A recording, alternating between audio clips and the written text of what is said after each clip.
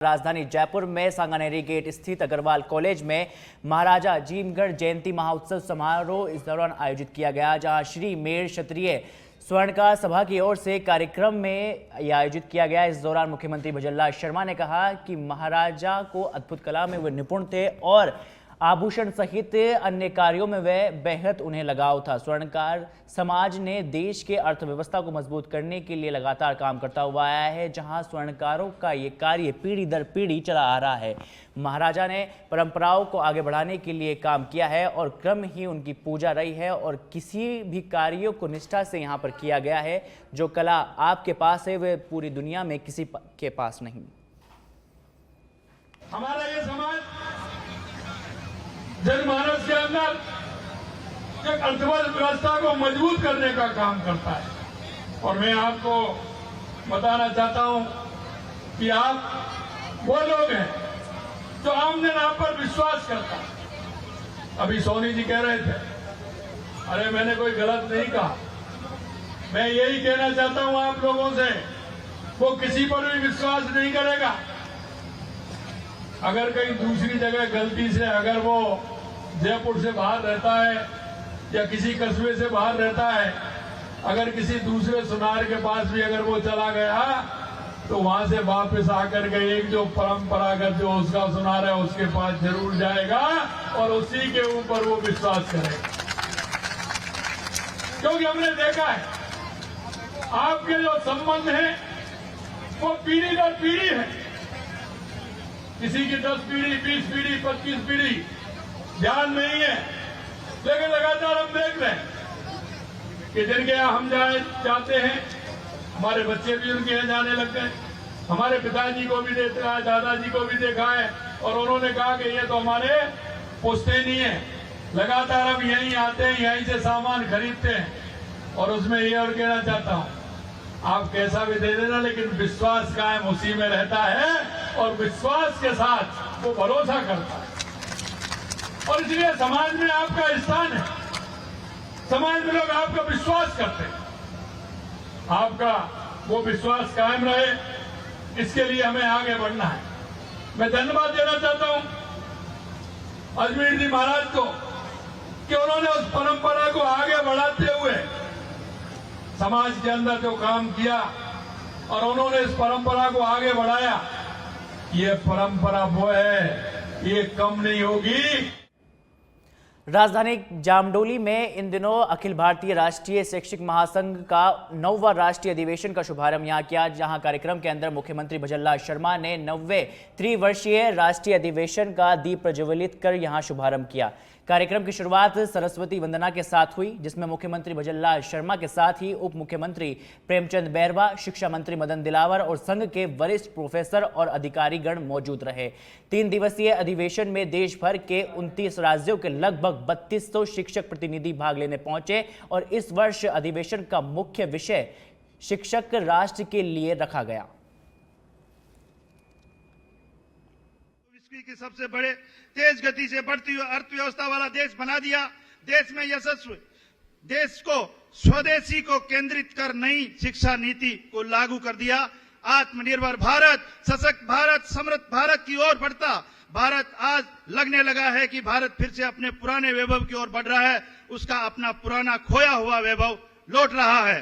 भारत की महान गुरु शिष्य परंपरा के इस शाश्वत आयोजन में देश भर से LKG से PG तक पढ़ाने वाले शिक्षकगण भाग लेने के लिए पधारे हैं।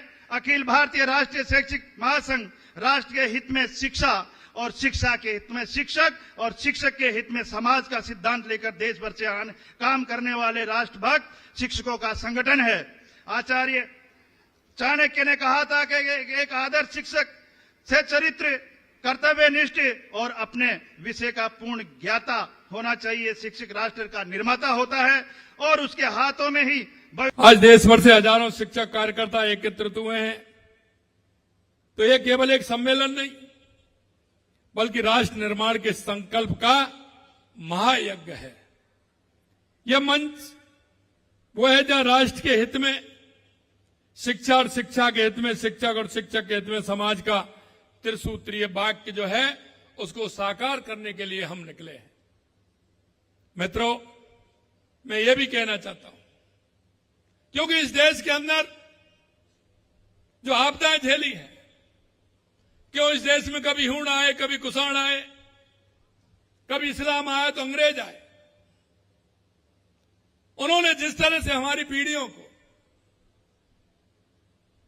आप सभी महसूस करते होंगे कि उन्होंने कितनी लड़ाइयां लड़ी हैं, उनके अंदर कितना मनोबल उनके अंदर होगा, जिन्होंने सभी को परास्त करते हुए इस राष्ट्र की नीति को रखने का काम किया।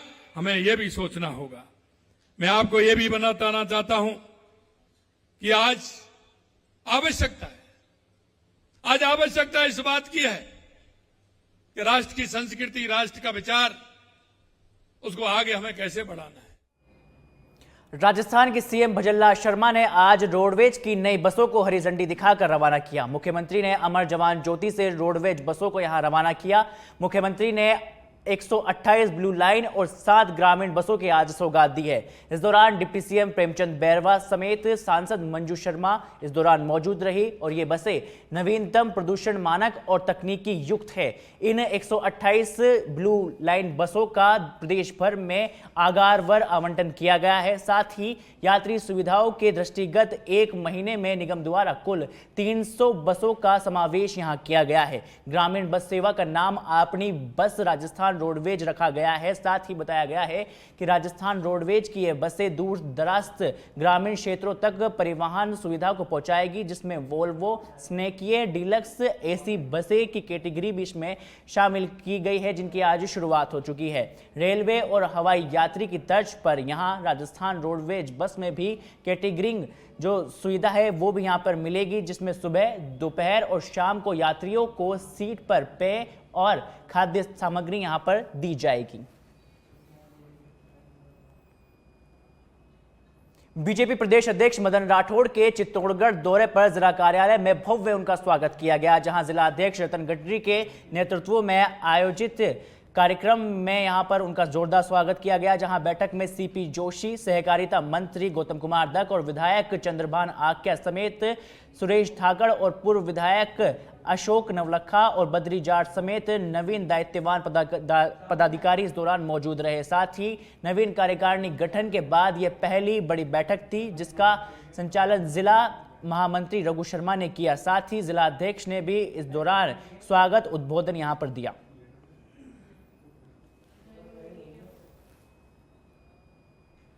अब झुंझुनू से खबर है, जहां सिक्किम के राज्यपाल ओम प्रकाश माथुर सकराय पहुंचे हैं, जहां राज्यपाल माथुर ने माता शाकंभरी मंदिर में यहां शीश नवाया है।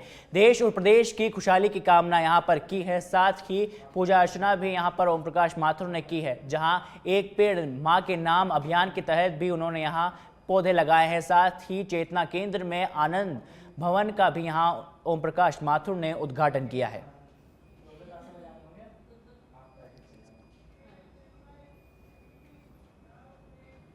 कोटा की खबर का रुख कर लेते हैं, जहां कोटा में यूआईटी के आदेशों की खुलेआम अवहेलना करते हुए बरखोड़ा थाना क्षेत्र स्थित आदर्श विला कॉलोनी में अवैध प्लानिंग और निर्माण कार्य यहां पर जोरों से चल रहा है। हैरानी की बात यह है कि कॉलोनी के पट्टे निरस्त होने के बावजूद और कोर्ट से स्टे ऑर्डर जारी होने के बावजूद भी जमीन पर मकान बन रहे हैं और नए प्लाट बेचे जा रहे हैं। यूआईटी की ओर से लगाए जा रहे पट्टे निरस्त का बोर्ड हटा भी यहां पे दिया गया है और उसकी जगह पर अब बहु मंजिला मकान खड़े होते हुए दिखाई दे रहे हैं। मेरे इस जमीन में मैंने 2016 में पैसे दिए थे। उसके बाद नोटबंदी हो गई। नोटबंदी के कारण हमारा आपस में विवाद हो गया था। विवाद के बाद कोर्ट केस चल रहा है हमारा पिछले 2016 से अभी तक, और अभी बीच में इसमें संभाग के आयुक्त के द्वारा 90 भी कैंसिल हो गई हमारी इनकी। उसके बाद में भी इन लोगों ने ये काम नहीं रोका है, काम निरंतर चल रहा है इसमें रेगुलर। उसके बाद रेवेन्यू बोर्ड से भी इसमें स्टे आया हुआ है, और उसके बाद हम पुलिस वालों से जब भी बोलते हैं तो ये पुलिस वाले सीआई साहब को भी हमने इसमें अवगत करा दिया, इसमें काम बंद नहीं हो रहा है। इसमें 2 पुलिस वाले हैं, देवकी नंदन जी और एक नाम है जो उद्योग नगर थाने में लगे हुए हैं। तो इन लोगों ने क्या है, यहाँ ठेका ले रखा है लोगों का काम चालू कराने का। हिंडौन के बयाना मार्ग पर बरौली पेट्रोल पंप के सामने जाटव समाज का 5वां जिला स्तरीय प्रतिभा सम्मान समारोह बड़े ही धूमधाम से आयोजित किया गया। इस अवसर पर राजस्थान के उप मुख्यमंत्री डॉक्टर प्रेमचंद बैरवा मुख्य अतिथि के तौर पर यहां पर शामिल हुए। समारोह में सांसद भजनलाल जाटव, विधायक अनीता जाटव और बसेड़ी विधायक सहित कई गणमान्य अतिथि इस दौरान मौजूद रहे। जहां कार्यक्रम में करौली के 300 मेधावी प्रतिभाओं को सम्मानित किया गया। विधायक अनीता जाटव ने शहर के जाटव छात्रावास के पुनरुद्धार के लिए 30 लाख रुपए की राशि विधायक कोष से देने की यहां पर घोषणा भी की है। अब खबर भरतपुर से है, जहां भरतपुर के बयाना में बांगड़ फील्ड मैदान में राष्ट्रीय लोक दल की ओर से किसान मजदूर रैली का आयोजन यहां पर किया गया। आयोजित किसान मजदूर रैली में भारी जनसैलाब उमड़ पड़ा। रैली को संबोधित करते हुए आरएलडी के राष्ट्रीय अध्यक्ष और केंद्रीय राज्य मंत्री जयंत चौधरी ने किसानों, मजदूरों और युवाओं के हित में अपनी पार्टी की प्रतिबद्धता को यहां पर दोहराया। साथ ही जयंत चौधरी ने कहा कि आरएलडी हमेशा किसानों की आवाज बुलंद करने का काम करती है और उनके हितों को सर्वोपरि रखने का यहां पर लगातार काम कर रही है। उन्होंने कहा कि हमारी पार्टी किसान, मजदूर और दलित वर्ग को आगे बढ़ाने के लिए लगातार काम कर रही है। अब प्रतापगढ़ से खबर है, जहां राजस्थान सरकार की ओर से पूर्व कैबिनेट मंत्री स्वर्गीय नंदलाल मीणा को श्रद्धांजलि देने के लिए भारतीय जनता पार्टी के शीर्ष नेता प्रतापगढ़ यहां पहुंचे। जहां गृह राज्य मंत्री जवाहर सिंह बेड़म के आगमन पर सर्किट हाउस में उन्हें गार्ड ऑफ ऑनर तक भी दिया गया। इसके बाद उन्हें अंबा माता स्थित स्वर्गीय नंदलाल मीणा के निवास पर पहुंचकर उनके चित्र पर पुष्पांजलि अर्पित कर परिजनों से मिलकर शोक संवेदनाएं उन्होंने व्यक्त की। तो वहीं इसी दौरान भाजपा प्रदेश अध्यक्ष मदन राठौड़ भी यहां प्रतापगढ़ पहुंचे और उसके बाद भाजपा जिला कार्यालय में श्रद्धांजलि सभा आयोजित की गई, जिसमें बड़ी संख्या में नेता, पदाधिकारी और कार्यकर्ता गण मौजूद रहे। आदरणीय नंदलाल जी के बारे में आप सब बहुत अच्छी तरह से जानते हैं और श्रद्धांजलि के निमित्त आज इस कार्यक्रम में अपन सब एकत्रित आए। मैं भी नहीं सोचता था कि इस कार्यालय के अंदर पहली बार जब प्रवेश करूंगा तो स्वर्गीय नंदलाल जी को श्रद्धांजलि देने के निमित्त आऊंगा, ऐसा मैं। सिरोही के आबू रोड से खबर है, जहां सूने मकान में फिर से दूसरी बार चोरी की वारदात देखने को मिली है। चोरों ने सूने मकान की दूसरी मंजिल पर एक कमरे को इस बार निशाना बनाया है। अज्ञात चोरों ने लोहे के सरिये से ताला तोड़कर चोरी की वारदात को अंजाम दिया है। चोरों ने मकान के अंदर घुसकर अलमारी को तोड़कर सामान है वो यहां पर बिखेर दिया। जहां भाजपा नेता शैलेश प्रजापति के घर पर इस बार चोरी की वारदात हुई है। सूचना पर शहर पुलिस मौके पर पहुंची है, जहां पुलिस ने मौके पर पहुंचकर घटनास्थल का जायजा लिया है। साथ ही मकान मालिक से पुलिस ने यहां जानकारी लेकर अज्ञात चोर की लगातार तलाशियां जारी कर दी है। साथ ही शहर थाना क्षेत्र के पारसी चाल गुजराती कॉलोनी की पूरी घटना बताई जा रही है। प्रतापगढ़ में राजस्थान पुलिस की ओर से चलाए जा रहे राज्यव्यापी ऑपरेशन जागृति चरण 4 के तहत जागरूकता रैली का आयोजन यहां पर किया गया। कार्यक्रम की शुरुआत जिला पुलिस अधीक्षक कार्यालय से हरी झंडी दिखाकर की गई। इस अवसर पर एएसपी बलबीर सिंह और बाल संरक्षण सलाहकार सिंधु बिंजीत उपस्थित इस दौरान रहे। जहां रैली पुलिस महानिदेशक उदयपुर रेंज गौरव श्रीवास्तव के दिशा निर्देश और जिला पुलिस अधीक्षक बी आदित्य के निर्देशन में आयोजित की गई। नमस्कार, मेरा नाम सिंधु बिनोजीत है। मैं बाल संरक्षण सलाहकार हूँ उदयपुर संभाग पर। यूनिसेफ एंड पुलिस डिपार्टमेंट का प्रोग्राम देख रही हूँ चाइल्ड प्रोटेक्शन के लिए। आज जो ऑपरेशन जागृति चरण 4 का आगाज किया गया है रैली का, और ये कार्यक्रम पुलिस हेडक्वार्टर के ऑर्डर लेटर के तहत में हो रहा है, जिसमें हमारे आईजी गौरव श्रीवास्तव के निर्देशन में और एसपी साहब प्रतापगढ़ के मार्गदर्शन में एडिशनल एसपी सर ने इसको आयोजित किया है। इसमें हमने सुरक्षा सखी, पुलिस मित्र, ग्राम रक्षक के साथ में सभी थानों पे बैठक की है पॉक्सो को लेकर। पॉक्सो जो कानून है लैंगिक अपराधों से बालकों का संरक्षण अधिनियम 2012, ये उसके बारे में जागरूकता फैलाता है ताकि 18 साल। कोटा शहर में एक बार फिर से दर्दनाक हादसे की खबर सामने आई है, जहां बरखोड़ा थाना क्षेत्र स्थित एक हॉस्टल की 6ठी मंजिल से नीट की तैयारी कर रही छात्रा गिर गई है। हादसे में छात्रा गंभीर रूप से घायल हो गई और उसकी रीढ़ की हड्डी और कमर में कई जगह पर फ्रैक्चर हो गए हैं। फिलहाल छात्रा की स्थिति जो है वो नाजुक बताई जा रही है। हॉस्टल इंचार्ज ने बताया कि घायल छात्रा उत्तर प्रदेश के बुलंदशहर की है, जहां पर मैं पिछले 2 सालों से कोटा में रहकर नीट परीक्षा की तैयारी कर रही थी और बरखोड़ा इलाके के कोरल पार्क स्थित रॉयल एलेना हॉस्टल में यहां पर रह रही थी। शुक्रवार रात करीबन 8:30 की ये दर्दनाक घटना है।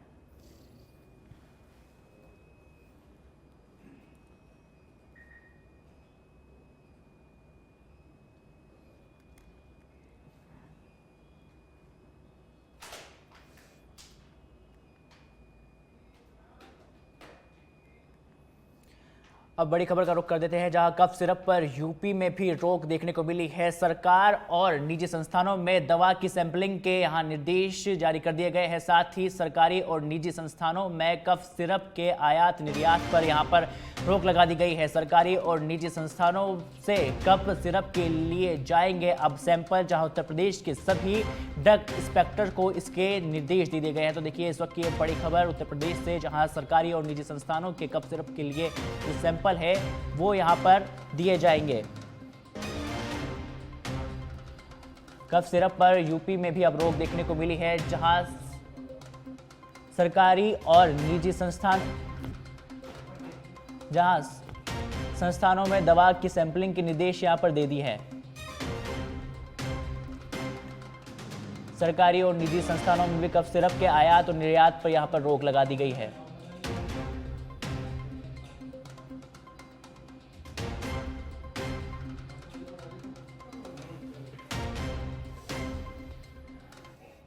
जैसलमेर के रामदेवरा में पीने के पानी के लिए नियमित सप्लाई नहीं हो पा रही है, जिससे लोगों को परेशानी का सामना करना पड़ रहा है। पिछले कई दिनों से अधिकांश स्थानों पर पानी की सप्लाई नहीं हो रही है। ऐसे में ग्रामवासियों को काफ़ी परेशानी का सामना करना पड़ रहा है। तो वहीं जिन स्थानों पर सप्लाई नहीं हो रही है वहां पर भी बदबूदार व गंदा प्रदूषित पानी आ रहा है, जिस वजह से लोगों में काफ़ी रोष देखने को मिल रहा है। और इस संबंध में ग्रामीण रामदेवरा सरपंच व जलदाय विभाग के अधिकारियों को भी इसका वीडियो बनाकर इसकी जानकारी उपलब्ध करवाने को मजबूर हैं।